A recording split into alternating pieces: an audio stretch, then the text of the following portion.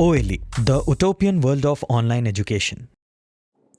Hello students, welcome to OLE. This is your chemistry class and we are studying the chapter metals and non-metals.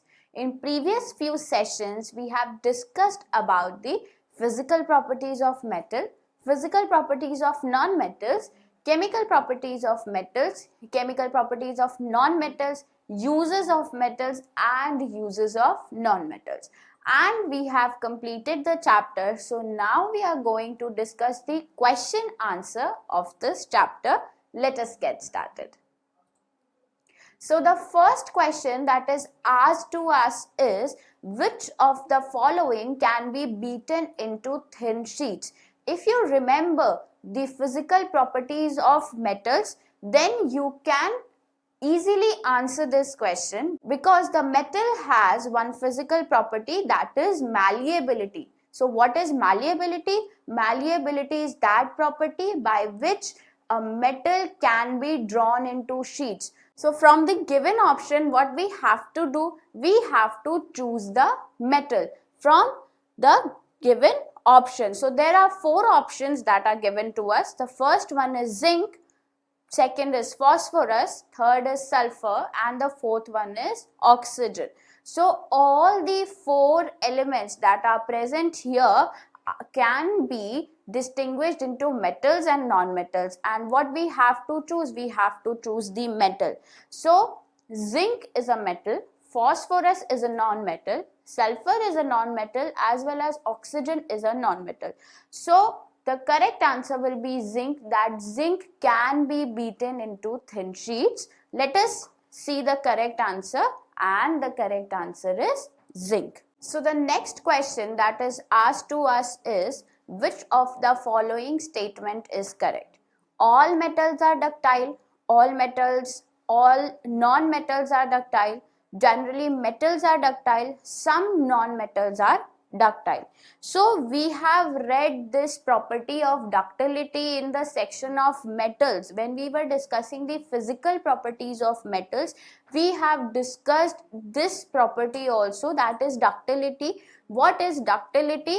The ductility is that property of metals by which metals can be drawn into wires. So here are two options, that all metals are ductile or generally metals are ductile, because non-metals cannot be drawn into wires, so they will not be ductile, right?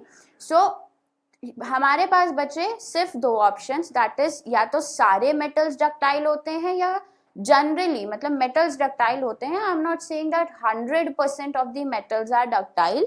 So all metals are not ductile. Let me give you the example of mercury. We have discussed the example of mercury in the case of exception, कि हमने ये बात की थी कि जब metals जो होते हैं जनरली सॉलिड होते हैं, हार्ड होते हैं, but there was an exception of mercury. Mercury is a metal but it is not hard, और we can say it is not solid at the room temperature, whereas it is liquid at the room temperature. So mercury is a metal and it is liquid. तो सारे metals तो ductile नहीं हो सकते, क्योंकि हम mercury से wire नहीं बना सकते. So the correct option will be C, that is generally metals are ductile. All metals are not ductile, but yes, most of the metals are ductile. Now let us see what is the correct answer. The correct answer is option C, that generally metals are ductile.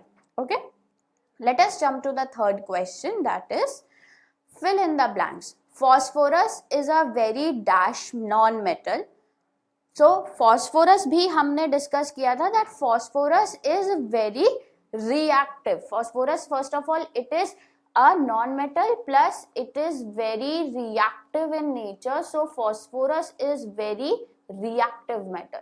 Metals are dash conductors of heat and dash. So metals are good conductor of heat and electricity. We have also discussed this in the physical properties of metals, that they are good conductors of heat and electricity, right? The third is iron is dash reactive than copper. when we were discussing about metals, we have discussed that metals can be reactive, or we can say metals can be more reactive और metals can be less reactive, right? metals जो है वो दो type के होते हैं, ठीक है? metals जो है दो टाइप के होते हैं, एक ऐसे होंगे जो मोर रिएक्टिव होंगे, कुछ मेटल्स ऐसे होते हैं जो ज्यादा रिएक्टिव होते हैं, कुछ मेटल्स ऐसे होते हैं जो लेस रिएक्टिव होते हैं, वो बहुत ज्यादा रिएक्टिव नहीं होते हैं. So iron is dash reactive than copper. Iron ज्यादा रिएक्टिव है कॉपर से या आयरन कम रिएक्टिव है कॉपर से? So iron is more reactive than copper. If we compare the iron and copper together, you will find out that iron is more reactive than copper. Okay.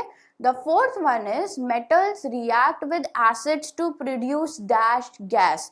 We have discussed this when we were discussing the chemical properties of metals. We have discussed that metals generally reacts with acid to produce which type of gas? To produce hydrogen gas. And we have also discussed that how we can test this hydrogen gas by bringing the burning matchstick, burning candle or burning splinter, right? And the hydrogen gas will burn with a pop sound, right?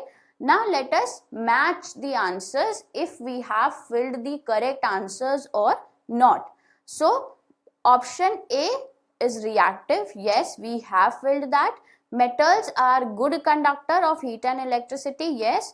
Iron is more reactive than copper. Yes. And metals react with acids to produce hydrogen gas. This is also correct. Now let us jump to question number 4. That is mark T if the statement is true and F if it is false. Generally, non-metals react with acid. If you remember this, when we were discussing about the chemical properties of non-metals, we have discussed that metals do not react with acids. So we will write here false, right? Sodium is a very reactive metal, as we have discussed earlier in the previous slide, that some metals are more reactive whereas some metals are less reactive. So sodium is a reactive metal or less reactive metal? So sodium is a very reactive metal and this statement is true. Copper displaces zinc from zinc sulfate solution. Again, whenever we are talking about this displacement reaction, so what happens? The more active metal or more reactive metal displaces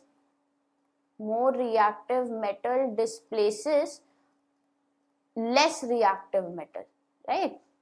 Less reactive metal. Okay, so whenever this displacement reaction is happening, so the more reactive metal will displace less reactive. Now we have to know that copper is more reactive than zinc or not. So copper is not reactive than zinc, or we can say that zinc is more reactive than copper. So there is already a solution of zinc sulfate, that is ZnSO4 plus Cu. Copper है और zinc sulphate है. Zinc already ज्यादा reactive है, वो sulphur के साथ जो है वो बैठा हुआ है यहाँ पे, तो कॉपर उसकी सीट ले पाएगा? नहीं ले पाएगा. क्यों नहीं ले पाएगा? क्योंकि कॉपर जो है वो रिएक्टिव नहीं है. सो यहाँ पे कोई रिएक्शन नहीं होगा. So this statement is false. Okay. Next is coal can be drawn into wires. Coal is a non metal and जो वायर्स बनती हैं उस प्रॉपर्टी को हम क्या कहते हैं? डक्टिलिटी. वो प्रॉपर्टी किस में होती है? वो प्रॉपर्टी तो मेटल्स में होती है. कोल तो एक नॉन मेटल है. सो कोल जो है उसकी वायर्स हम नहीं बना सकते. सो this statement is also false, right? Let us see the answers. So it is the first answer A का false है, हमने भी false लगाया है. Answer B is true. Yes, we have also marked it with T. Copper displaces zinc from zinc sulfate solution. This is false. And we have also marked it as F, that is false. And coal can be drawn into wires. This is also false, right? Now let us jump to the next question, that is question number 5. Some properties are listed in the following table. Distinguish between metals and non-metals on the basis of these properties.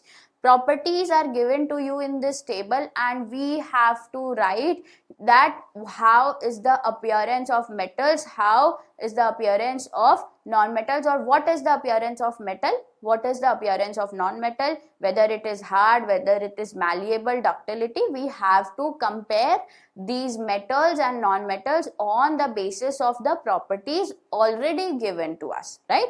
Now let us start with the first one, that is appearance. So how metal appears to us? They are lustrous in appearance, lustrous, or we can also write shiny, right? And if we talk about non-metals, so they are dull in appearance. Okay, hardness, if we talk about metals, metals are hard, right? But if we talk about non-metals, they are brittle. Brittle means soft, they can easily be broken down into pieces with the help of a pressure. अगर हम किसी भी non metal पे pressure लगाएंगे तो वो आसानी से टूट जाएगा. That is why we call them brittle और soft. If we talk about malleability, so metals are malleable.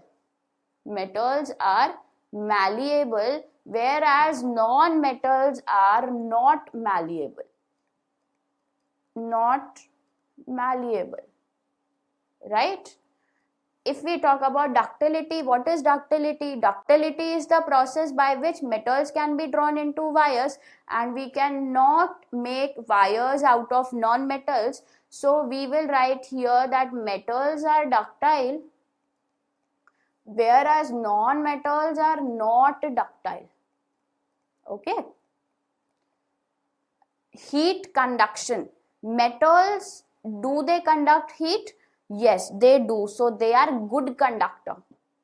They are good conductor of heat, right? And what about non-metals? Do they conduct heat? No. So they are poor or bad conductors of heat. Okay. Next is conduction of electricity. Whether metals conduct the electricity? Yes, metals do conduct the electricity. So they are also the good conductor of electricity. They will be known as good conductor of electricity. And what about non-metals? Do they conduct electricity? No, they do not. So we will write here poor conductor of electricity. We will write here poor conductor. So now you can see in this table is the comparison table between the metals and non-metals. If any question is asked to us like differentiate between metals or non-metals or compare between metals or non-metals, you can write this table as it is, right? Let us jump to the question number 6. Now, the sixth question that is asked to us is give reasons for the following. Why aluminium foils are used to wrap the food items? What is aluminium here?